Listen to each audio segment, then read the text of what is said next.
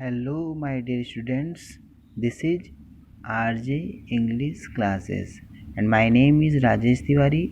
Today, I'm just going to teach you voice. Do you know how many types of voice? There are two types of voice. First one is active voice, and the second one is that passive voice. What is active voice and what is passive voice? Active voice क्या होता है कि the sentence where subject shows its importance is called active voice. Means जिस वाक्य में कर्ता प्रधान होता है उसे एक्टिव वॉइस कहते हैं। पैसिव वॉइस क्या होता है? The sentence where object shows it importance is called passive voice. Means जिस वाक्य में ऑब्जेक्ट मीन्स कर्म प्रधान होता है उसे पैसिव वॉइस कहते हैं। अगर दूसरी भाषा में हम कहें तो एक्टिव वॉइस क्या होता है कि एक्टिव वॉइस में कर्ता जो होता है वह स्वयं कार्य करता है। मतलब ही वह वर्शिप्स मीन्स पूजा करता है, गॉड मीन्स भगवान की, वह भगवान की पूजा करता है। इसमें कर्ता स्वयं कार्य करता है। और पैसिव वॉइस में क्या करता है कि पैसिव वॉइस में यह प्रकट किया जाता है क्या कि पैसिव वॉइस में यह प्रकट किया जाता है कि वह कार्य जो हो रहा है वह किसके द्वारा हो रहा है। बस डिफरेंस ज़रा सा है कि इसमें जो कार्य होगा के द्वारा होगा और इसमें कर्ता स्वयं कार्य करता है। अर्थात इसमें कर्ता स्वयं कार्य करता है। कैसे हो रहा है? ही वर्शिप्स गॉड, वह भगवान की पूजा करता है, इसमें स्वयं कार्य करता है। लेकिन इसमें क्या होता है कि इसमें कर्ता के द्वारा कार्य होता है। जैसे भगवान की उसके द्वारा पूजा की जाती है। मतलब जिस वाक्य में कर्ता स्वयं कार्य करे उसे एक्टिव वॉइस कहते हैं। जिस वाक्य में कर्ता के द्वारा कार्य होता है उसे पैसिव वॉइस कहते हैं। आइए देखते हैं कि change into verbs of active voice, कि एक्टिव वॉइस के वर्ब्स में जब हम पैसिव वॉइस बनाते हैं तो कैसे चेंजेस होते हैं। हम सभी को पता है कि 12 टेंस होते हैं, तो क्या उन 12 टेंस का एक्टिव वॉइस पैसिव वॉइस बनता है? ना जी ना, 12 टेंस का एक्टिव वॉइस पैसिव वॉइस नहीं बनता। तो बनता किसका है? सिर्फ और सिर्फ 8 टेंस का पैसिव वॉइस बनता है। वो 8 टेंस कौन से, आइए देखते हैं। अगर आपका जो सेंटेंस है, एक्टिव वॉइस का जो सेंटेंस है वो इस टेंस में होगा तो पैसिव वॉइस हम कैसे बनाएंगे? देखिए, अगर active voice present indefinite tense में हो, और हम सभी को पता है कि प्रेजेंट इंडेफिनिट टेंस में क्या होता है, वर्ब के फर्स्ट फॉर्म हो या वर्ब के फर्स्ट फॉर्म के साथ एस हो या डू डज फिर वर्ब का फर्स्ट फॉर्म हो। अगर ये सब किसी सेंटेंस में दिखाई दे तो जब हम पैसिव वॉइस बनाएंगे तो इज एम आर के साथ वर्ब का थर्ड फॉर्म यूज़ करेंगे। अगर दूसरा टेंस हो प्रेजेंट कॉन्टिन्यूअस टेंस का, अगर प्रेजेंट कॉन्टिन्यूअस टेंस हो तो हम सभी को पता है कि प्रेजेंट कॉन्टिन्यूअस की helping of is am are होती है। और इज एम आर के साथ क्या होता है, वर्ब के फर्स्ट फॉर्म में आईएनजी लगता है। यदि एक्टिव वॉइस का sentence is am are plus V one plus ING के सेंस में हो, इस तरीके से होते जब हम पैसिव वॉइस बनाएंगे तो इज एम आर के साथ बीइंग का यूज़ करेंगे और फिर वर्ब का थर्ड फॉर्म यूज़ करेंगे। अगर तीसरा टेंस देखते हैं कि टेंस प्रेजेंट परफेक्ट टेंस में हो, और प्रेजेंट परफेक्ट टेंस का हेल्पिंग वर्ब क्या होता है, हैज़ और हैव होता है। चूँकि परफेक्ट होता है, परफेक्ट टेंस में हमेशा मेन वर्ब का थर्ड फॉर्म यूज़ करते हैं। तो यदि एक्टिव वॉइस का सेंटेंस प्रेजेंट परफेक्ट टेंस हो, हैज़ हैव के साथ वर्ब का थर्ड फॉर्म यूज़ हो, तो पैसिव वॉइस हैज़ हैव के बाद बीन यूज़ करेंगे, फिर उसके बाद वर्ब का थर्ड फॉर्म यूज़ करेंगे।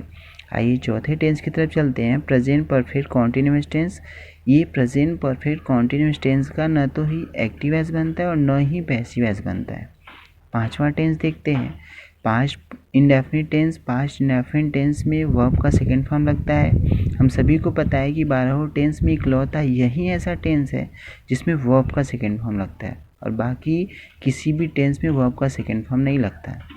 तो अगर एक्टिव वॉइस में कोई सेंटेंस दिया हो, वो वर्ब का सेकंड फॉर्म में हो या डीड हो, डीड के साथ वर्ब का फर्स्ट फॉर्म हो, जब हम पैसिव वॉइस में चेंज करेंगे तो वॉज वर्ब के साथ वर्ब का थर्ड फॉर्म यूज़ करेंगे।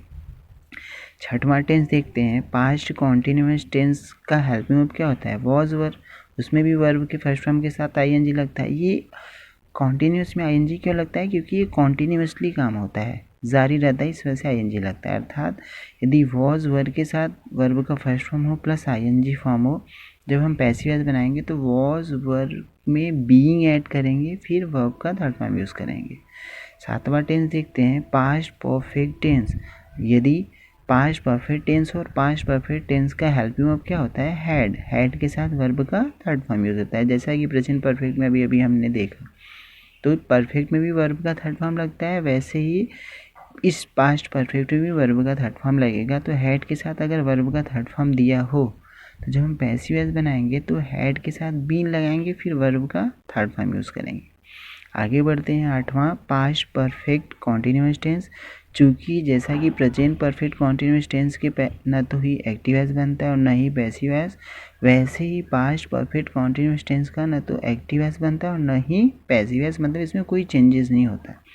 9वां टेंस फ्यूचर इंडेफिनिट टेंस का हेल्पिंग वर्ब होता है विल सेल, और इसमें वर्ब का फर्स्ट फॉर्म लगता है। यदि एक्टिव वॉइस का सेंटेंस विल सेल के साथ वर्ब का फर्स्ट फॉर्म हो तो जब पैसिव वॉइस में चेंज करेंगे तो विल सेल प्लस बी का यूज़ करेंगे, फिर वर्ब का थर्ड फॉर्म यूज़ करेंगे। फ्यूचर कॉन्टिन्यूअस टेंस 10वां टेंस है और फ्यूचर कॉन्टिन्यूअस टेंस का पैसिव वॉइस नहीं बनता और न ही एक्टिव वॉइस बनता है।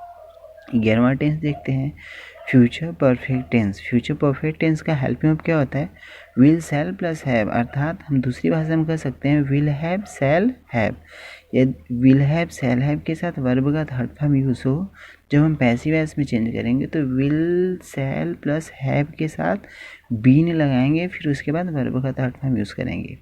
12वां tense future perfect continuous tense. जैसा कि प्रेजेंट परफेक्ट कॉन्टिन्यूअस टेंस का पैसिव वॉइस नहीं बनता और पास्ट परफेक्ट कॉन्टिन्यूअस टेंस का पैसिव वॉइस नहीं बनता, वैसे ही फ्यूचर परफेक्ट कॉन्टिन्यूअस टेंस का पैसिव वॉइस नहीं बनता। अर्थात 4 टेंस के पैसिव वॉइस नहीं बनाए जाते, बाकी 8 टेंस का पैसिव वॉइस बनता है। वो 4 टेंस कौन से होते हैं, फिर से एक बार देखते हैं।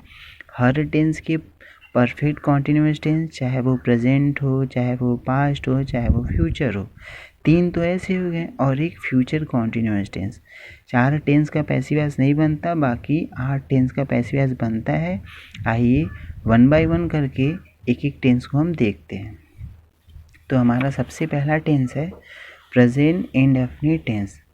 प्रेजेंट इंडेफिनिट टेंस का 3 सेंटेंस हमें हर टेंस का पढ़ना है। एक होता है अफर्मेटिव, दूसरा होता है negative and the third one is interrogative. पहला है अफर्मेटिव सेंटेंस।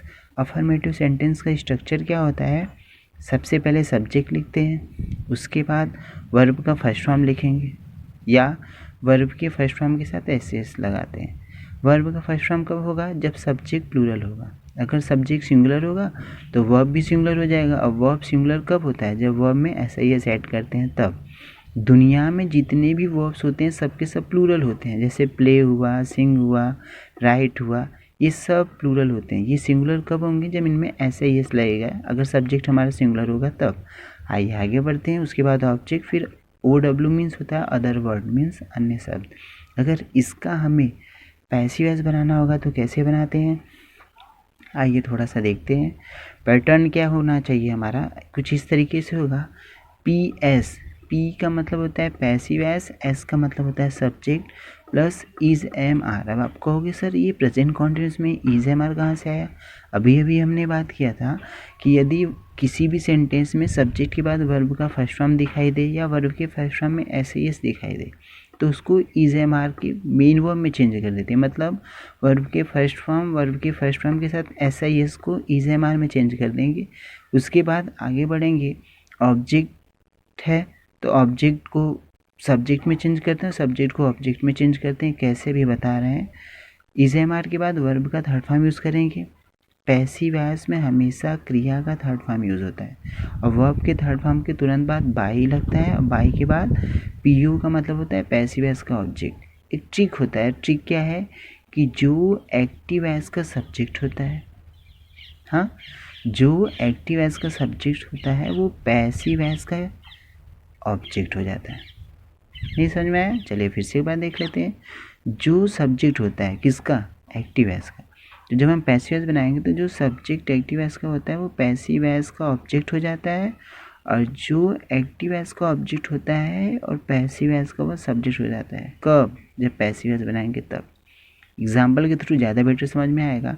आइए कुछ देखते हैं change into subjective case and objective case, अर्थात किस तरीके से सब्जेक्टिव केस को चेंज करते हैं और किस तरीके से ऑब्जेक्टिव केस को। यदि एक्टिव वॉइस के सेंटेंस में सब्जेक्ट के स्थान पर आई है, अगर आई आए तो मी में चेंज करते हैं, और यदि मी हो तो आई में चेंज कर देते हैं। मतलब उल्टा, भैया अगर आप हमारे स्थान पे आओगे तो हम आपके स्थान पे आ जाएंगे, कॉमन सी बात है। दूसरा है अगर वी हो तो अस में अस का वी, यू का यू ही होता है, ये सेम होता है। ही रहेगा तो हिम लिखेंगे, हिम का ही लिखेंगे। सी का हर, हर का महादेव, नहीं नहीं नहीं नहीं, महादेव नहीं, हर का सी, हर का सी होता है। इट का इट होगा, इट का इट होगा। सब्जेक्टिव केस भी इट होता है, ऑब्जेक्टिव केस भी इट ही होता है। दे का दैम, दैम का दे। नेम का नेम, इसमें कोई चेंजेस नहीं होता है। आइए कुछ एग्जांपल देखते हैं अफर्मेटिव सेंटेंस के। पहला हमारा एग्जांपल है कि दे मीन्स वे, हेल्प मदद करते हैं, मी मीन्स मेरा। दे हेल्प मी, वे मेरी मदद करते हैं। ध्यान से देखिए, कभी भी बेटा जब कभी भी एक्टिव वॉइस से जब हम पैसिव वॉइस बनाएंगे तो हमें ध्यान से देखना चाहिए कि ये जो हमारा सेंटेंस है वो कौन से टेंस का है ना। तो कभी भी पैसिव वॉइस बनाने से पहले बहुत बारीकी से देखा करो। देखिए ध्यान से, ये सब्जेक्ट है बेटा, और सब्जेक्ट के बाद हमने अभी अभी क्या बात किया था कि सब्जेक्ट के बाद अगर वर्ब का फर्स्ट फॉर्म हो, यहाँ पे देखिए सब्जेक्ट के बाद वर्ब का फर्स्ट फॉर्म है ना। अगर सब्जेक्ट के बाद वर्ब का फर्स्ट फॉर्म हो तो वो किस तरीके से बनाएंगे, पहले पैसिव वॉइस का सब्जेक्ट लिखेंगे, फिर इज एम आर लिखेंगे, मेन वर्ब का थर्ड फॉर्म, फिर बाई, फिर पैसिव वॉइस ऑब्जेक्ट। आइए एग्जांपल देखते हैं कि दे वे, ये सब्जेक्ट है। हेल्प मदद करते, मी मीन्स मेरा, ये सब्जेक्ट है, ये वर्ब है और ये ऑब्जेक्ट है। अभी हमने सीखा कि जो सब्जेक्ट होता है वो पैसिव वॉइस का ऑब्जेक्ट हो जाता है, और जो ऑब्जेक्ट होता है वो पैसिव वॉइस का सब्जेक्ट हो जाता है। अगर ऐसा होता है तो मी क्या होगा, मी क्या होगा, पैसिव वॉइस का सब्जेक्ट होगा। अगर पैसिव वॉइस का सब्जेक्ट होगा तो सबसे पहले हम अभी अभी देखें यहाँ पे मी का आई, इस वजह से मी को हम आई में चेंज करेंगे। हुआ, समझ में आया। आई के बाद इन तीनों में से एक लगाना है, इज एम आर, ये तीनों हेल्पिंग वर्ब होता है, इन तीनों में से एक यूज़ करना है। तो हमें ये पता है, बचपन से हमें पता है कि हाँ जी भैया आई के साथ एम लगाते हैं, इज एम आर में से एम का यूज़ करेंगे। क्यों? क्योंकि आई के साथ एम लगाते हैं, जो मेन वर्ब होता है उस मेन वर्ब का थर्ड फॉर्म यूज़ करते हैं। क्यों? पैसिव वॉइस में हमेशा मेन वर्ब का थर्ड फॉर्म यूज़ होता है, अर्थात हेल्प का थर्ड फॉर्म लिखेंगे, हेल्प्ड हो जाएगा, और मेन वर्ब के थर्ड फॉर्म के बाद तुरंत प्रीपोजिशन बाई का यूज़ करेंगे। वर्ब के थर्ड फॉर्म के बाद यहाँ देखिए पीयू मतलब होता है पैसिव वॉइस का ऑब्जेक्ट। पैसिव वॉइस का ऑब्जेक्ट होता क्या है, जो एक्टिव वॉइस का सब्जेक्ट होता है वो पैसिव वॉइस का ऑब्जेक्ट होता है। तो क्या दे का दैम लिखते हैं, देखिए आइए, दे का दैम ज़रूर, इस वजह से दे का यहाँ पे दैम हो जाएगा। अर्थात मी का आई हुआ, आई के साथ am, I am, main verb का थर्ड फॉर्म हेल्ड, उसके बाद बाई, बाई के बाद दे का देम, अर्थात I am held by them. दूसरा सेंटेंस देखते हैं, द सन मीन्स सूरज, गिफ्ट्स देता है, लाइट मीन्स प्रकाश, सूर्य या सूरज प्रकाश देता है। इसमें सब्जेक्ट क्या है, सन, वर्ब क्या है, गिफ्ट्स, और ऑब्जेक्ट क्या है, लाइट। तो जो ऑब्जेक्ट होता है वो पैसिव वॉइस का सब्जेक्ट होता है। तो इस वजह से सबसे पहले लाइट, लाइट सिंगुलर के साथ इज होता है तो इज लिखेंगे, लाइट इज, जो वर्ब है उसका थर्ड फॉर्म।